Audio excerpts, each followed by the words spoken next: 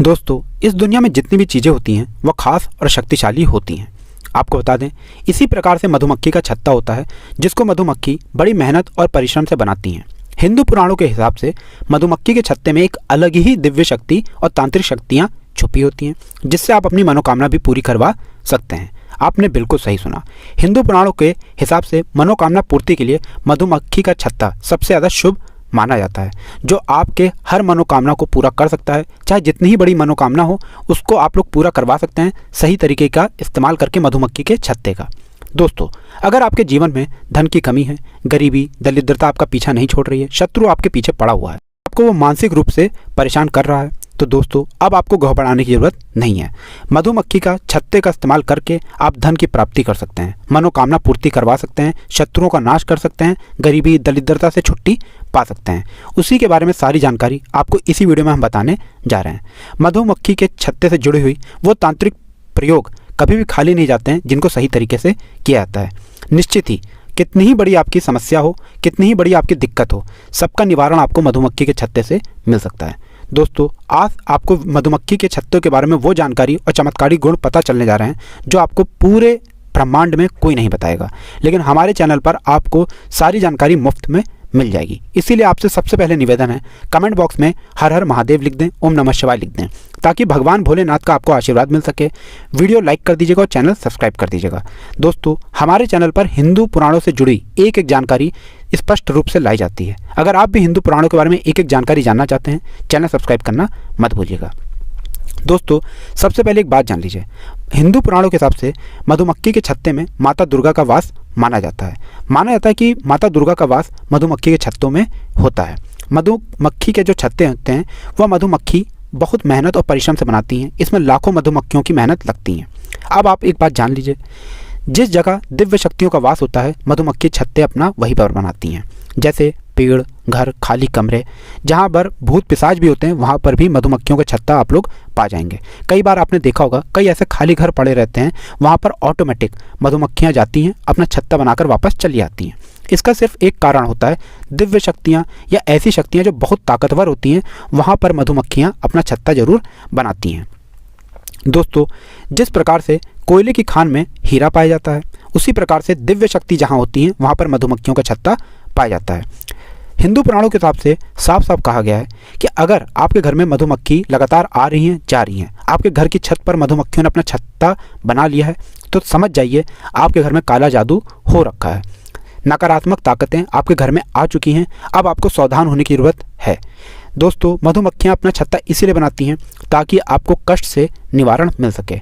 तांत्रिक ताकतों का आप लोग इस्तेमाल करके काला जादू, भूत प्रेत, इन सबको भगा सकते हैं। मधुमक्खी को छत्तों का आपको बस सही इस्तेमाल समझना होगा, जिसके बारे में इस वीडियो में हम आपको जानकारी देने जा रहे हैं। सबसे पहले जान लेते हैं तांत्रिक तरीके मधुमक्खी के छत्ते के। सबसे पहला तरीका यह है कि अगर आपका मन कहीं नहीं लगता है, आपका काम नहीं चल रहा है, व्यापार नहीं चल रहा है और आपका मन हमेशा विचलित रहता है, तो समझ जाइए आपके ऊपर काला जादू हो रखा है। भूत प्रेत आपके पीछे पड़ा हुआ है। लेकिन मधुमक्खी के छत्ते के अंदर जो मोम होता है, अगर वो आप प्राप्त कर लेते हैं और 11 दिन तक अपने कमरे में इसको जलाते हैं, किसी भी दीपक पर रखकर, उस पर आप बाती भी लपेट सकते हैं। सिर्फ 11 दिन अगर आपने ये प्रयोग कर लिया, आपके ऊपर कितनी ही बड़ी काला जादू हो रखा है, कितना ही बड़ा भूत प्रेत आपके पीछे पड़ा हुआ है, वो आपके पीछे से हट जाएगा। आपके ऊपर जो काला जादू हो रखा है वो आपके ऊपर से ख़त्म हो जाएगा। कभी भी भूत आपके पीछे मुड़ के नहीं देखेगा। सिर्फ 11 दिन आपको ये करना होगा।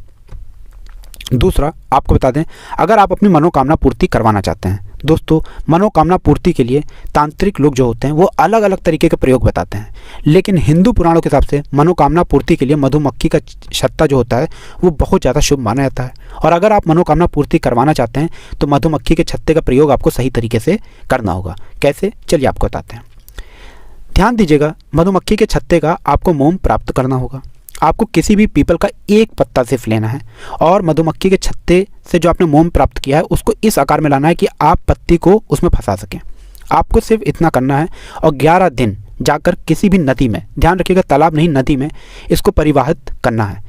आपने 11 दिन मधुमक्खी के छत्ते से प्राप्त की हुई मोम से जो पीपल का पत्ते को उसमें फंसाया है और 11 दिन तक उसको परिवहन करवाया है किसी भी नदी में। इस प्रक्रिया से आपकी मनोकामना जरूर पूरी होगी।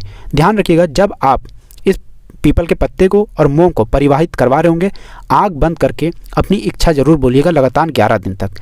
इतना करने पर कितनी ही बड़ी आपकी मनोकामना हो उसकी पूर्ति जरूर होगी। हिंदू पुराणों में ये साफ साफ लिखा हुआ है।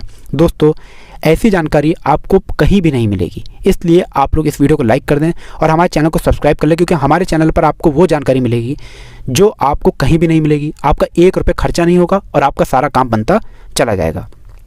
दूसरा, आपको बता दें, आयुर्वेद के ज्ञान में मधुमक्खी के छत्ते से जो शहद निकलता है उससे कई तरीके के रोग ठीक हो जाते हैं। उसी तरीके से तांत्रिक भाषा में मधुमक्खी के छत्ते से गरीबी और दरिद्रता, भूत प्रेत पिशाच सब कुछ दूर भाग जाते हैं। अगर आप लोग लगातार कर्जे में डूबते चले आ रहे हैं, आपका पैसा रुकता नहीं है, आप लोग बहुत परेशान हो चुके हैं कि आखिर इस कर्जे को कैसे ख़त्म किया जाए, अब जो हम आपको तरीका बताने आ रहे हैं उसको बहुत ध्यान से सुनिएगा।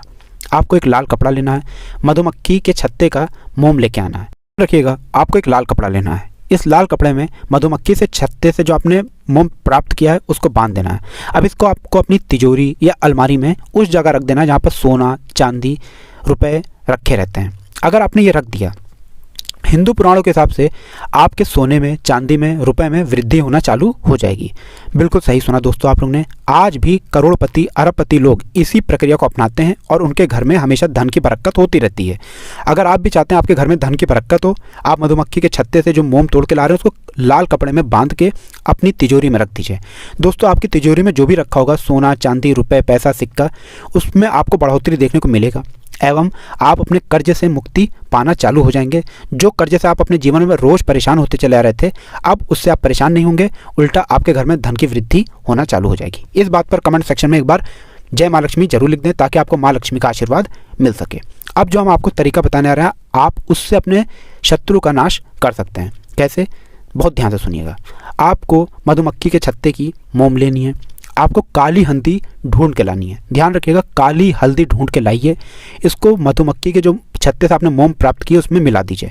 ये मिला करके आपको अपने शत्रु का नाम बोल के किसी भी तालाब में ले जाके इसको फेंकना है। तालाब, नदी में कहीं भी आप फेंक सकते हैं, तालाब, नदी, नहर में, एवं अपने शत्रु का नाम बोलना है।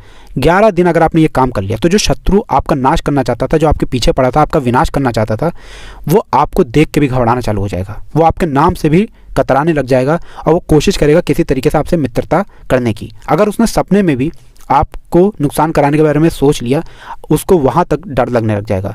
दोस्तों, ये सब जो हम आपको प्रयोग बता रहे हैं, ये हिंदू पुराणों में साफ साफ लिखे हुए हैं। हिंदू ग्रंथों में साफ साफ इनका उल्लेखन है, जिसको हम लोग छानबीन के लेके आते हैं ताकि हमारे देश के जितने भी हिंदू भाई बहन हैं उनका भला हो सके।